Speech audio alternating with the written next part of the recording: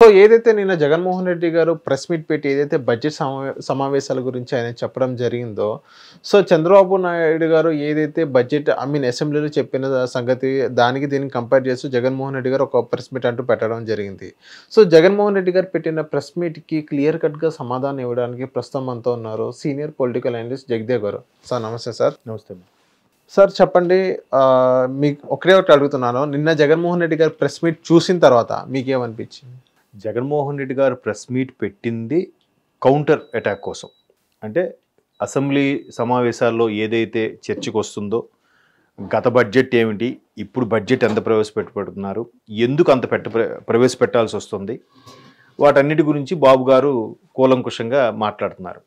మాట్లాడినప్పుడు ఆయన ఒకటే చెప్పాడు, ఏమి జరిగింది ఏం జరుగుతుంది అనేది మేము ఒక్కొక్కటి లెక్కలుగా తీసుకుంటుంటే ఇన్ని అవకతవకలు జరిగాయి, ఇన్ని విషయాలు బయటపడుతున్నాయి అని చెప్పాడు. ఇన్ని క్లియర్గా మేము పేపర్ ప్రూఫ్తో సహా రిపోర్ట్స్తో సహా చూపించినా కూడా దీన్ని దబాయించే ప్రయత్నం చేస్తున్నారు, బుకాయించే ప్రయత్నం చేస్తున్నారు. కానీ ఈ వాస్తవాలు ఏంటనేది ప్రజల ముందు మేము పెట్టాలి అని డిసైడ్ అయ్యామని చెప్పారు. ఇప్పుడు కాదు, ప్రభుత్వం వచ్చిన 1 month తర్వాతే శ్వేతపత్రం రిలీజ్ చేయాలని డిసైడ్ అయ్యారు. శ్వేతపత్రం రిలీజ్ చేశారు కూడా. ఏ శాఖకి సంబంధించి ఎన్ని అవకతవకలు జరిగాయి, ప్రతి శాఖ నుంచి కూడా దానికి సంబంధించిన నిధులు వచ్చిన ఆదాయం ఏదైతే ఉందో అవన్నీ ఎటు దారి మళ్ళింది, ఎటు వెళ్ళాయి అంటే ద వన్ అండ్ ఓన్లీ పథకాలు. ఇంక ఇది వేరే ఆప్షన్ ఏం లేదు. పెట్టుబడులు లేవు, రాబడి లేదు, డెవలప్మెంట్ లేదు, భూమి కొనుగోలు అమ్మకాలు ఆగిపోయాయి, ఎక్కడికక్కడ స్తంభించిపోయాయి. ఆ విషయం అందరికీ తెలుసు కాబట్టే ప్రజలందరూ వెక్స్ అయిపోయి 93 ఆల్మోస్ట్ 92% ఓటింగ్తో కూటమిని గెలిపించుకున్నారు. సో ఇంకా మాకు 40% ఉంది కదా అని చెప్పి ఇంకా బుకాయించే ప్రయత్నము, మసిపూసి మారేడికాయ చేసే ప్రయత్నం చేస్తున్నట్టుగా, దానికోసం ప్రెస్ మీట్ పెడుతున్నట్టుగా అనిపిస్తోంది. కానీ క్లారిటీ అయితే లేదు. సో మీరు అన్నట్టు బడ్జెట్ విషయానికి వస్తే, బడ్జెట్ ఎందుకు ఎంత పెట్టాల్సి వచ్చింది అనేది కానీ చెప్తున్నారు. బాగుంది. ఒకప్పుడు దేశ బడ్జెట్, ఇప్పుడు రాష్ట్ర బడ్జెట్ అయిపోయింది. అన్ని లక్షల కోట్లు పెడుతున్నా కూడా ఇవన్నీ ఎటు దారి మళ్ళుతున్నాయి అనేది బిగ్గెస్ట్ క్వశ్చన్. తరువాత ఒకప్పుడు కంట్రోలర్ అండ్ ఆడిట్ జనరల్ అని ఉంటుంది, కాగ్ అంటారు. కాగ్ నివేదిక ఇస్తుంది అంటే ప్రతి రాష్ట్రానికి మీ రాష్ట్రం వచ్చే రాబడి ఏంటి, ఖర్చులేంటి, ఏ శాఖకి ఎంత కేటాయించారు, దాన్ని ఏ విధంగా ఉపయోగించారు, అది ప్రజలకి ఎంతవరకు లబ్ధి చేకూరింది అనేది ఉంటుంది. ఈ లబ్ధి చేకూరింది అనే దాని మీద ఒక ప్రత్యేకంగా ఒక డిపార్ట్మెంట్ కూడా ఉంది, మీకు తెలుసో తెలీదో, ఎన్ఎస్ఎస్ అని, నేషనల్ శాంప్లింగ్ సర్వీస్ అని ఒక డిపార్ట్మెంట్ ఉంది. ఓకే. సో ఆ డిపార్ట్మెంట్ పని ఏంటో తెలుసా, ఈ పథకాలు కానీ రాబడి కానీ ఇవన్నీ కూడా, లేదా కేంద్రం నుంచి వచ్చే నిధులు కానీ ఇవన్నీ కూడా ఏ విధంగా దారి మళ్ళుతున్నాయి, ప్రజలకి అంటే ఎండ్ కస్టమర్ అంటే సామాన్య సిటిజన్కి ఎంతవరకు రీచ్ అవుతుంది, ప్రతిదీ కూడా. అంటే ఫుడ్ కార్పొరేషన్ సంబంధించి, రేషన్కి సంబంధించి, లేదంటే డెవలపింగ్ సంబంధించి ప్రతిదీ కూడా ఏది ఎండ్ కస్టమర్ రీచ్ అవుతుంది అనేది వాళ్ళు ప్రతి ఊరు లేదా శాంపిల్గా తీసుకొని, నేషనల్ శాంప్లింగ్ సర్వీస్, ప్రతిదానికి ఒక శాంపిల్ తీసుకొని సర్వే చేసుకొని వాళ్ళు మొదట 2 వారాలు తిరగడం, చివరి 2 వారాలు కూర్చొని ఆఫీసులో ఈ రిపోర్ట్ రాసుకోండి, వాళ్ళ పనిదే.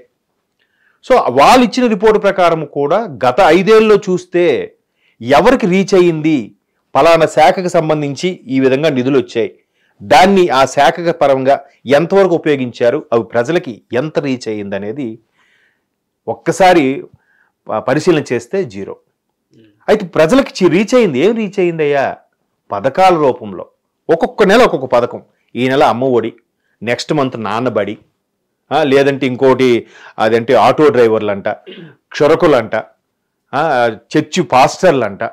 ఒకటి కాదు, ప్రతీది ఒక్కొక్క నెల ఒక్కొక్కటి రిలీజ్ చేయాలంటే ప్రభుత్వం ద్వారా డబ్బులు ఉండాలి. డబ్బులు ఉండాలంటే రాబడి రావాలి. రాబడి వస్తేనే ఉంటుంది. గత ప్రభుత్వంలో ఎక్కడ రాబడి వచ్చింది? రాబడి లేకే ప్రతీదీ కూడా కేంద్రం నుంచి, ఆర్బీఐ నుంచి, సెంట్రల్ ఫైనాన్స్ శాఖ నుంచి తెచ్చుకోవడం, పంచడం, తెచ్చుకోవడం, పంచడం. అది మొత్తం పంచారాయా అంటే మళ్ళీ అక్కడ పెద్ద క్వశ్చన్ మార్కే. వాస్తవానికి ప్రజలందరికీ 5 ఏళ్లలో అమ్మ ఒడి, నాన్న ఒడి, ఏవేవో తల్లి దీవెన, లేదంటే తల్లి అమ్మ ఒడే కాదు, ఇప్పుడు చేయూత, జగనన్న చేయూత, రకరకాలుగా ఇవన్నీ కూడా నెక్స్ట్ ఎరువులు పంచారు, విత్తనాలు ఇచ్చారు. ఇవన్నీ లెక్కేసుకుంటే సుమారుగా 90,000 కోట్లు ఎంతో రీచ్ అయిందట ఈ 5 ఏళ్లలో. బట్ పథకాలకి ఇచ్చిన అమౌంట్ చూపించిన అమౌంట్ 1,40,000 కోట్లు. అంటే ఇంక 50,000 కోట్లు ఏమయ్యాయి? అవును, ఎవరికి తెలీదు. ఎవరు చెప్తారు? ఎవరు చెప్పరు. మీరు పొరపాటున ధైర్యం చేసి ఆర్టీఏకి ఒక లెటర్ రాయండి, రైట్ టు ఇన్ఫర్మేషన్ అని, దానికి రిప్లై వస్తుందేమో చూడండి. దానికి ఒక స్టాంప్ వేసి ఎక్నాలజ్మెంట్ కూడా తీసుకుంటారు. మీరు 125 రూపాయలు 130 రూపాయలు కట్టి పోస్ట్ ఆఫీస్లో ఆ ఎక్నాలజ్మెంట్ అంతే ఉంటుంది. ఆ 130 రూపాయలు డాష్ మనకి తప్ప ఏ రిజల్ట్ రాదు. సరే, నిన్న బాబు గారు ఏదైతే గత 14 నుంచి 19 మధ్యలో కొత్తగా ఏర్పడిన రాష్ట్రం, మళ్ళీ నేను అదే చెప్తున్నా, తెలంగాణ అంటారు కానీ నాకు తెలిసి 29వ రాష్ట్రం ఆంధ్రప్రదేశ్ నా దృష్టిలో. ఎందుకంటే క్యాపిటల్ లేదు, అనాథలాగా వదిలేశారు. కాంగ్రెస్ వాళ్ళు నెక్స్ట్ మేమే వస్తాం, మేము చూసుకుంటాం, మీరు ఈ దేశానికి చక్రవర్తి నేనే, మొత్తం నేనే నడిపించుకుంటాను అన్నట్టు బిల్డప్ ఇచ్చారు. కాంగ్రెస్ చాప చుట్టేసింది. 2014లో ఎన్డీఏ గవర్నమెంట్ వచ్చింది. ఎన్డీఏ గవర్నమెంట్లో టీడీపీ ఉన్నప్పటికీ సరే అడుగుతున్నారు, బతిమాలుతున్నారు, స్పెషల్ స్టేటస్ ఇవ్వండి, ప్యాకేజీలు ఇవ్వండి ఏమంటున్నారు, ఇవ్వలేదు. వెంటనే వైసీపీ వాళ్ళు జగన్మోహన్ రెడ్డి గారు ఎలా రెచ్చగొట్టారు, మీరు నాకు 25కి 25 ఎంపీలు ఇవ్వండి, మెడలు వంచి తెప్పిస్తా అన్నాడు ఆయన. ఇదే చెయ్యి ఒక పక్క మైకు ఒక పక్క చెయ్య నరుకుతున్నట్టుగా చూపిస్తూ మెడలు వంచి తెస్తా అన్నాడు ఆయన. ఏమైంది 5 ఏళ్ళు? మరి అది పెద్ద క్వశ్చన్ మార్కు. సరే, ఇలా రెచ్చగొట్టారు కదా అని చెప్పి బాబు గారు అయితే విభేదించి బయటకు వచ్చేసి మోదీ గారు ఎంతసేపు పబ్లిసిటీ పరంగానే ఉన్నాడు తప్ప రాష్ట్రానికి ఏం చూడలేదని చెప్పి నానా మాటలన్నీ విసురులుగా అయ్యి బాబు గారు ఒక్కసారిగా ఎన్డీఏ నుంచి బయటకు వచ్చేయడం జరిగింది. బాబు గారు నథింగ్ బట్ టీడీపీ. సో అది క్యాచ్ చేసుకొని ఇంక మేము చూపిస్తామని అన్నారు. సో అలా అయిపోవడం వల్ల అదొక మైనస్ అయింది బాబు గారికి 2019లో. వీళ్ళు రెచ్చగొట్టి నేను ఒక తండ్రి లేని వాడిని, నాకు ఒక్క అవకాశం ఇవ్వండి, ఒకే ఒక అవకాశం ఇవ్వండి అంటే ఇచ్చారు. ఇంత జరిగింది. సో ఇదంతా ఎందుకు చెప్తున్నానంటే 2014లో అనాథగా ఏర్పడిన ఒక ఆంధ్రప్రదేశ్కి ఒక క్యాపిటల్ లేదు, మౌలిక సదుపాయాలు లేవు, ఏమీ లేదు అనుకున్న దాన్ని సుమారుగా 3 లక్షల కోట్లు అప్పో లేదంటే కేంద్రం నుంచి సాయము అన్ని రకాలుగా తెచ్చి అమరావతి ఎలా వచ్చిందో చూశారుగా. ఇప్పుడు ఎక్కడైతే అసెంబ్లీ సమావేశాల్లో అవుతున్నారో assembly building, high court, secretariat senior first class ఎంప్లాయీస్కి క్వార్టర్సు, సెకండ్ గ్రేడ్ ఎంప్లాయీస్కి 4 టవర్ల బిల్డింగులు అన్నీ జరిగి పోలవరం 70%, ఇవన్నీ కూడా ఈ 3 లక్షల కోట్లలోనే కేంద్రం నుంచి వచ్చే నిధులు. ఇన్ని జరిగిన తరువాత 3 లక్షల కోట్లు అవ్వకుండా ఎందుకు ఉంటుంది? సరే, అయింది. ఈయనేమంటున్నాడు, మేము గత 5 ఏళ్లలో కేవలం 1,50,000 కోట్లే వాడాము. నేను చంద్రబాబు నాయుడు గారికి ప్రభుత్వం హ్యాండ్ ఓవర్ చేసే టైంకి 4.5 లక్షల కోట్లే ఉంది, అంతకుముందు 3 లక్షలే ఉంది, ఇప్పుడు 1,50,000 ఉంది అని చెప్తున్నారు.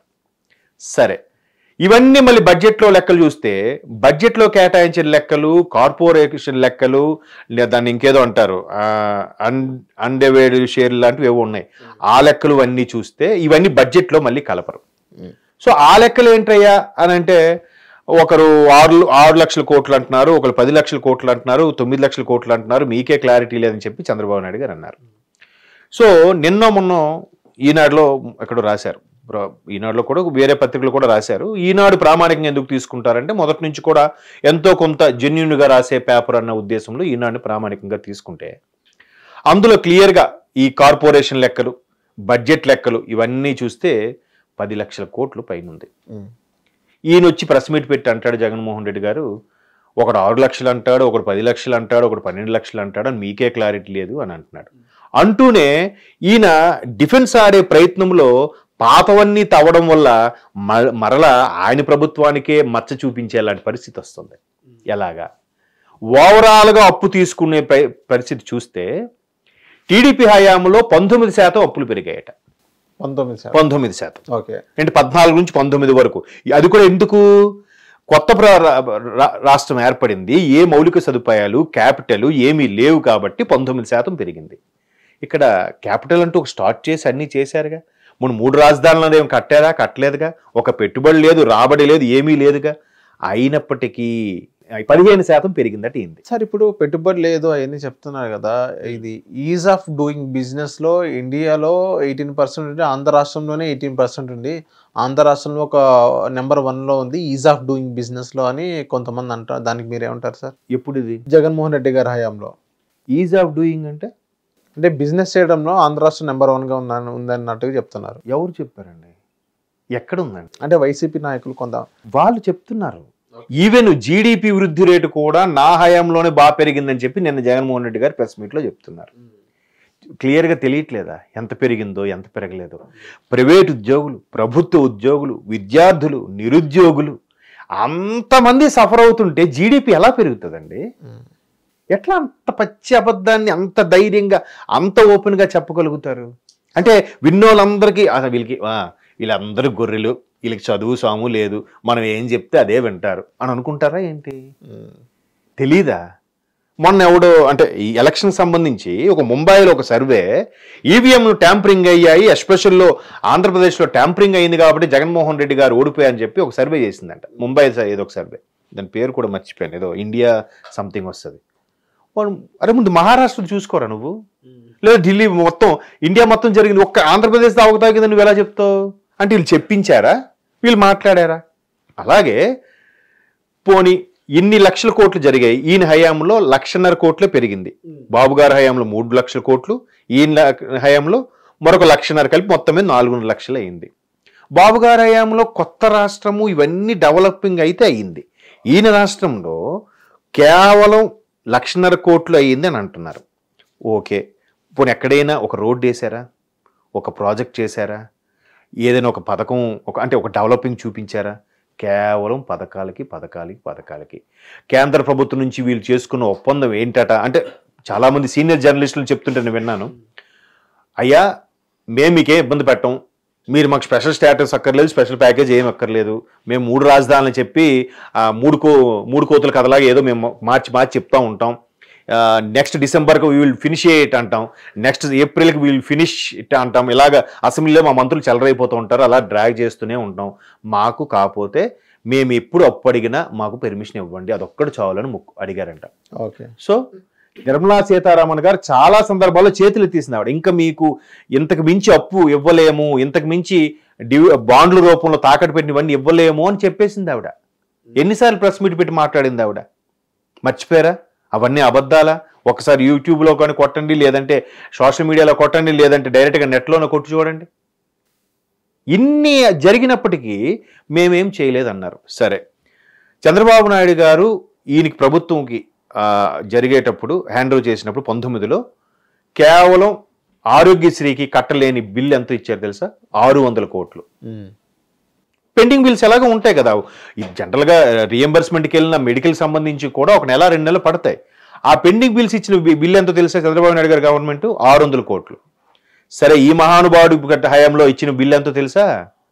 1700 కోట్లు. అంటే సుమారుగా 3 రెట్లు, 6 3 18. అది కూడా 1500 కోట్లు కూడా ఇప్పుడు 1700, 17 ప్లస్ 1710 ఎంతో. ఓకే, అందులో ఆరోగ్యశ్రీ కూడా నిలిపేయడం జరిగింది లాస్ట్ 2-3 మంత్స్. జనవరి తర్వాత నుంచి ఎప్పుడు విడిపేసేశారు. మరి అవన్నీ అవునండి 1700 కోట్లు. సరే, చంద్రబాబు నాయుడు గారు రాష్ట్ర మెయింటెనెన్స్ కి దీనికి సంబంధించి తగులు అంటే 42,000 కోట్లు బడ్జెట్ చూపించాడు ఆయన. ఏది 2019లో జగన్మోహన్ రెడ్డి గారు గద్దె ఎక్కేటప్పుడు. ఇదే జగన్మోహన్ రెడ్డి గారు దిగిపోయాక బాబు గారు మొన్న ఎక్కేసరికి జగన్మోహన్ రెడ్డి గారు ఇచ్చిన బిల్లు ఎంతో తెలుసా? అదే బకాయిలు, పెండింగ్ బకాయిలు 1,82,000 కోట్లు అంట. 82, 83 కరెక్ట్ ఫిగర్ నాకు తెలియదు. 42,000 ఎక్కడ, 1,82,000 కోట్లు లెక్క. ఇవి మాట్లాడరే, ఇవి ఎక్కడ నొక్కి ఒక్క నుంచి చెప్పరే? అదే అనుకుంటున్నారు, మీరందరూ గొర్రెలు, మీకేం తెలీదు, నేనేం చెప్తాదే మీరేంటి సార్ అలాగే సార్ రాసుకుంటాం సార్ అన్నట్టు ఉంది. పోనీ ఒక్క జర్నలిస్ట్ అయినా అడిగితే మళ్ళీ సమాధానం చెప్తారా? లేచి వెళ్ళిపోతుంటారు. ఆయన చెప్పాల్సిన చెప్పాడు, వెళ్ళిపోవడం అంతే. సో ఎన్ని చూడండి, 1,82,000 కోట్లు ఇచ్చాడు ఈయన పెండింగ్ బకాయిలు, ఆయన 42,000 కోట్లు ఇచ్చాడు. ఎవరు? చంద్రబాబు నాయుడు. ఈయన కేవలం ఆరోగ్యశ్రీ చేసుకుని చిన్న లెక్క 600 కోట్లు 1,700 కోట్లు, ఎంత తేడా ఉందండి? ఇవన్నీ వదిలేసి సింపుల్గా మా హయాంలో కేవలం 1,50,000 కోట్లే వాడాం, 1,50,000 కోట్లు వాడారు అని అంటే మరి టీటీడీ ఆదాయం అంతా ఏమైంది? కేవలం ఒక యూపీఐ లేదు, క్యూఆర్ కోడ్ లేదు, ఫోన్ స్వాపింగ్ లేదు, ఏమీ లేకుండా నడిచిన యారక్ షాపులు, అదే లిక్కర్ షాపులు, ఆ అమౌంట్ ఏమైంది? ఇసుక ర్యాంపులు టన్నులు కొద్ది ఇసుక తవ్వుకు వెళ్ళిపోయారే, దానికి ఎక్కడ సింగిల్ రసీదు లేదు. ఆ అమౌంట్ ఏమైంది? అది ఆన్లైన్లో అది ఇసుక గురించి మాట్లాడినైతే ఆన్లైన్లోనూ మనం ఇది అప్లై చేసుకున్నారు కదా ఇసుక గురించి, అది మొత్తం అకౌంటబిలిటీకి వస్తుంది కదా అని అంటున్నారు. ఇప్పుడు అప్పుడు వస్తుందని అంటున్నారు. ఏది చూపించమనండి. అప్పుడు వేరే ప్రైవేటీకరణ చేసినప్పుడు సో మొత్తం గవర్నమెంట్కి వస్తుంది కదా ఆదాయం అన్నట్టు కూడా వాళ్ళు చెప్తున్నారు. ఎక్కడ గవర్నమెంట్కు ఆదాయం వచ్చింది? అప్పుడు చూపి, మరి ఆ వచ్చింది ఏం చేశారు? వచ్చింది ఏం చేశారు? పెండింగ్ బకాయిలు నేను ఓపెన్గా మాట్లాడుతున్నది కేవలం ఆరోగ్యశ్రీ, ఇది కొన్ని రకాలవే. మీరు 2021-22లో కూడా టెండర్లు పిలిస్తే ఒక్క కాంట్రాక్టర్ వచ్చారేమో కనుక్కోండి. దానికి బెస్ట్ ఎగ్జాంపుల్ ఒక ఛానల్లో లైవ్లో ఏలూరులో అనుకుంటా, ఏలూరు ఇరిగేషన్ ఏఈఎం డిఈన్ ఆయన డివిజనల్ ఇంజనీర్ సంథింగ్, ఆయన ఓపెన్గా అయ్యా రండి మీకు పాతవన్నీ ఇప్పిస్తాము రండి అని అంటే, ఆయన ఫోన్ కాంటాక్ట్లో కూడా ఏదో యూట్యూబ్లో పెట్టారు. సార్ నాది పాతది 16 లక్షలు, ముందు అది ఇస్తే నేను వస్తా, లేదంటే సగం రిలీజ్ చేయండి నేను టెండర్కి వస్తా. ఇంకొకడు, సార్ నాది పాతది దగ్గర 70-80 లక్షలు ఉంది, అందులో కనీసం ఒక 20 లక్షలు ఇప్పించండి సార్, 1/4 4వ వంతు ఇప్పించండి సార్, నేను టెండర్కి వస్తా. ఇట్లా ఆఖరికి విసిగి వెయిట్ చేసి ఈవినింగ్ వరకు ఉండి ఆ డిఈకి వెళ్ళిపోయాడంట ఆయన. ఆ డివిజనల్ ఇంజనీర్ ఎవరో ఇరిగేషన్ సంబంధించి ఎవరు రావట్లేదు. ఎలా వస్తారు? పాతవి క్లియర్ చేయకుండా కొత్త మళ్ళీ టెండర్ లాంటి వాళ్ళు సొంత పాకెట్లో పెట్టుకుంటారా? ఇట్లాంటి కోకొల్లలు ఉన్న ఎగ్జాంపుల్స్. అవును సార్, ఇదే జగన్మోహన్ రెడ్డి గారు నిన్న ఆరోగ్యశ్రీని ధ్వంసం చేశారనే మాట ఎందుకన్నారు సార్? మరి ధ్వంసమే కదా, ఎందుకంటే ఈయనలాగా ఒక 2,000 కోట్లు 3,000 కోట్లు పెండింగ్ పెట్టి ఇచ్చుంటే చంద్రబాబు నాయుడు గారు జగన్మోహన్ రెడ్డి గారికి బాగుంది. ఆయన పాపం తెలియక 600 కోట్లే బకాయిలు ఇచ్చాడు పెండింగ్. ఈయన చూడు 1700, 600 ఎక్కువ 1700 ఎక్కువ, 1700 ఎక్కువ. సామాన్యులు గొర్రెలకి ఎలా అనిపిస్తుంది? 1700 ఇచ్చాడు రా జగన్మోహన్, అదేదో ఇచ్చాడు అనుకుంటున్నారు చంద్రబాబు నాయుడు గారికి. బకాయిలు పెండింగ్ అది 1700 కోట్లు. పైగా ఆరోగ్యశ్రీ నిజంగా రాజశేఖర రెడ్డి గారు పెట్టిందేగా. అవును కదా, దాన్ని చంద్రబాబు నాయుడు గారు ఏమైనా కదిలించారా? తీశారా? ఇది రాజశేఖర రెడ్డి గారు పెట్టింది, జగన్మోహన్ రెడ్డి ఫాదర్ పెట్టింది అని చెప్పి తీసేశాడా? కంటిన్యూ చేస్తున్నాడుగా. అది కదా అన్న క్యాంటీన్ ఏమైంది? అన్ని లక్షల కోట్లు అవుతున్న ఆరోగ్యశ్రీకే సంవత్సరానికి నేను చెప్పేది ఎన్నో కోట్లు అవుతుంది. అన్ని కోట్లు అవుతున్నప్పుడు కూడా దాన్ని సరే పేదవాడికి ఉపయోగపడుతుంది కదా కంటిన్యూ చేస్తే, అదే పేదవాడికి ఉపయోగపడే 5 రూపాయల అన్నం కోసం అది తీయించారు. ఏం కక్ష అండి అది? తీయించారుగా. ఇప్పుడు అన్న కాకపోతే రాజన్న క్యాంటీన్ పెట్టుకో, లేదు విజయమ్మ క్యాంటీన్ అని పెట్టుకో, లేదు వైఎస్ఆర్ క్యాంటీన్ అని పెట్టుకో, ఎవరు వద్దన్నారా? పథకం పేరు మార్చేసాయి, లేదంటే ఆ అన్నిటికీ ఎల్లో పెయింటింగ్ ఏమో ఉన్నాయి అనుకున్న బ్లూ పెయింటింగ్ వేసుకోండి. అది ఎంత దారుణం, అది తీసేశారు. కానీ చంద్రబాబు నాయుడు తీయలేదుగా. నిన్న కూడానండి మీరు చూసారా క్యాబినెట్ సమావేశంలో, సరే ఎలాగూ హైకోర్టు కర్నూలు అనుకుంటున్నారు కాబట్టి హైకోర్టు కర్నూలులో ప్రపోజల్ అయితే ఎలా ఉంటుంది, ఒక డైవర్సిటీ డెవలప్మెంట్ డైవర్సిటీ అనేది నడుస్తుంది మంచిదే కదా అని ఓకే అనుకున్నారటండి చంద్రబాబు నాయుడు గారు. మీరైతే ఏం చేశారు? పోనీ అనుకుని ఏమైనా ఇంప్లిమెంట్ చేశారా? చేయలేదు కదా. పోలవరం కూడా 70% అయిపోయింది సార్. సెంట్రల్లో వచ్చి వాళ్ళు పోలవరం గురించి మాట్లాడితే ఆర్ఆర్ ప్యాకేజ్ దాని గురించి మాట్లాడారని అని అంటున్నారు చాలా మంది. ఏది ఆర్ఆర్ ప్యాకేజ్ గురించి? ఆర్ఆర్ అంటే ఆర్ఆర్ ప్యాకేజ్ కేంద్రం నుంచి తీసుకురండి ఫస్ట్, దాని తర్వాత మనం మాట్లాడదాం పోలవరం గురించి అని అంటారు చాలా మంది విశ్లేషకులు. ఇది అదే చెప్తున్నాను కదండి, అసలు మాట్లాడడానికి సబ్జెక్ట్ లేక మాట్లాడడం చేత కాక ఆర్ఆర్ని తీసుకురండి, లేదంటే ఆ గోదావరి బోర్డు వాళ్ళని తీసుకురండి మాట్లాడదాం అంటారు. ఆ నిపుణులు వచ్చి కూడా కింద బేస్మెంట్ అయిపోయిందండి. ఈ రోజుకి మీరు వెళ్ళి చూడొచ్చు. ఎందుకంటే మళ్ళీ రీసెంట్గా పోలవరం టూరు స్టార్ట్ చేశారు లాంచీ మీద. మీకు ఐడియా ఉందో లేదు, అప్పుడు యాక్సిడెంట్ ఇది అయిపోయిన తర్వాత ఆపేశారు, మళ్ళీ రీసెంట్గా స్టార్ట్ చేశారు. వరద ఉధృతి కొంచెం బాగానే ఉంది, నీరు మోస్తరుగా ఉంది, పర్వాలేదు కాబట్టి. సో ఇప్పుడు వెళ్ళి చూడండి కావాలంటే, బేస్మెంట్లన్నీ క్లియర్ అయిపోయి, పిల్లర్స్ వరకు లేచిపోయి, పైన గేట్లు వరకు పని అయిపోయింది. అంటే 70% పని అయిపోయింది. దాన్ని రిమైనింగ్ చేయడానికి ఆయన ఎవరు, అనిల్ కుమార్ యాదవ్ గారు 1% 0.5% అని ఎటకారంగా మాట్లాడి we will finish it on December 2020 అన్నాడు. 2020 డిసెంబర్కి పూర్తి చేస్తారంట. 21 అన్నాడు, 21 అది అన్నారు. అంటే 21 అంటే ఆలూరులో ఎలా రాస్తారు నాకు తెలియదు, నాకైతే 21 తెలుసు.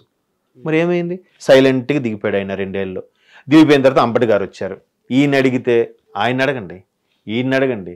గత చంద్రబాబు నాయుడు గారు ఏం చేశారు?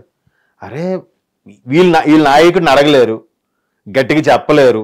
సార్ ఇట్లా వెళ్తే మనకు పేరు ప్రఖ్యాతులు వస్తే మన పేరు చిరస్థాయిగా నిలిచిపోతుందండి, నెక్స్ట్ గవర్నమెంట్ మందే వస్తుంది సార్, తిరుగులేదు సార్ అని ఏదో చెప్పుకోవాలి. చెప్పరు.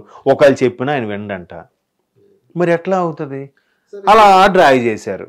సార్ ఇప్పుడు ఈ జగన్మోహన్ రెడ్డి గారు ఇంకో మాట కూడా అనడం జరిగింది, సంపద సృష్టిస్తామని చెప్పడం అంటే ఏంటి, ప్రజల మీద ఎక్కువ పనులు భారం వేయడమేనా మీ సంపద సృష్టించడం అని జగన్మోహన్ రెడ్డి గారు క్వశ్చన్ చేయడం జరుగుతుంది. దాని మీ దగ్గర ఆన్సర్ ఏంటి సార్?